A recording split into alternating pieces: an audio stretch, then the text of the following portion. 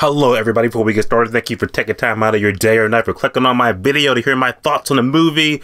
Thanks for supporting the channel, it means a lot. I love you guys, thank you. That being said, it's showtime. What's going on my YouTubers, subscribers, Beetlejuice fans? I hope you guys are having a great start to your weekend because we got a brand new movie to kick off the fall movie season. That is the highly anticipated Beetlejuice Beetlejuice. Say it once, say it twice, third time the jar. This highly anticipated sequel to the original Beetlejuice from way back in the 80s is finally here. Got a chance to see it early, and how was it? Was it good? Ugh.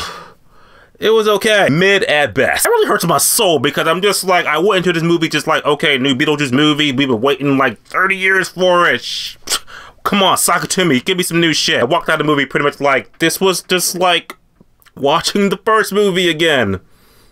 Just not as good. As you heard that right, and it's just my opinion, but I'm just sorry to say, God, this movie definitely feels like you're just watching the first Beetlejuice movie again, beat for beat, just not with the Beetlejuice magic we know and love. Michael Keaton still branches all as Beetlejuice, and the cast is not really the problem. It's really just the fact that we just have a bunch of like ideas, new ideas that just don't get realized, and it's just pretty much like Hollywood just doing the safe thing of like, yeah, let's just redo the original movie. Worked back then, it'll work now, right? Pros cons, I believe that Beetlejuice Beetlejuice is officially in theaters tomorrow, and shit, I definitely think that if you're a fan, you're gonna go see it, of course. I'm just saying, like, when you do see it, hear me out on why you're kind of gonna be like, you know what, yeah, that wasn't as good as I thought it was. Here's why. Adding in the movie, we got the original crew coming back to do this movie, and that does work. That's great. The writer, Catherine O'Hara, they're back at Lydia at the Deetz family and stuff like that, and I feel like they still are quirky and good as they were back then. In fact, I will say Winona Ryder definitely likes her. She's really been through some shit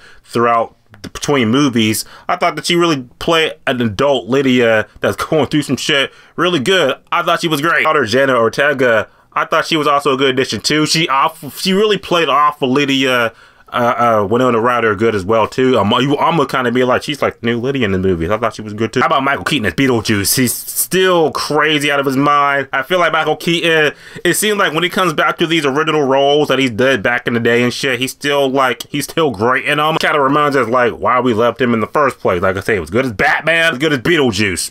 Can't go wrong. Now, plot the movie more or less. Okay, the movie takes place 36 years after the events of the first Beetlejuice, so now you pretty much have a death in the family, in the Deetz family, so now Winona Ryder and Catherine O'Hara, Catherine, finally fuck her name. Gotta go back to Winter River where the first Beetlejuice movie was at, stuff like that, to pretty much, you know, lay the family member down to rest, and of course they bring the daughter along. She's pretty much, you know, what all teenage daughters do in the 80s and in 2024. Got estranged parents, don't want nothing to do with them. Just piss off, mom, I don't care about you. Don't care. On the flip side, the afterlife, more or less, we also have Beetlejuice's ex-wife. She brings herself back to life, and now she pretty much just wants to exact her revenge on Beetlejuice for something that he did back in the day.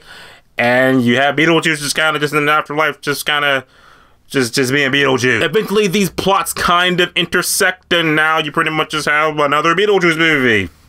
That's kind of a mess. That's it. Pros. The soundtrack by Danny Elfman still rocks. It's still good. Same time, kind of like it's still the original soundtrack, just like kind of updated to 2024 standards. So it's still like it's just still familiar shit. There was a couple of stop motion moments in the movie too. Two, I believe. One they didn't show in the trailer, so I won't spoil it for you. But I thought that stop motion moment they did early in the movie, that was interesting, that was great. Also with the sandworm, that was stop motion, but kind of like that CGI stop motion that's not like, you know, 90 stop motion I'm used to. I'll say real quick, the movie is pretty like more gory than the first one because of the technology that held the original one back. This one they could really like go balls to the wall. Like, yeah, there was some like really gross moments and graphic shit. I was like, damn, they could show that in the movie. That was great. I love it. Then we go to the cons of the movie. The cons and the fact that this movie is so safe and so familiar that it kind of pisses me off. Because the movie pretty much is just the original Beetlejuice again. Like I said, beat for beat. You have a lot of moments that were in the first movie that you're pretty much just doing over again in this movie. Like, to the letter. Well, it more or less, Beetlejuice wants to get married to Lydia again.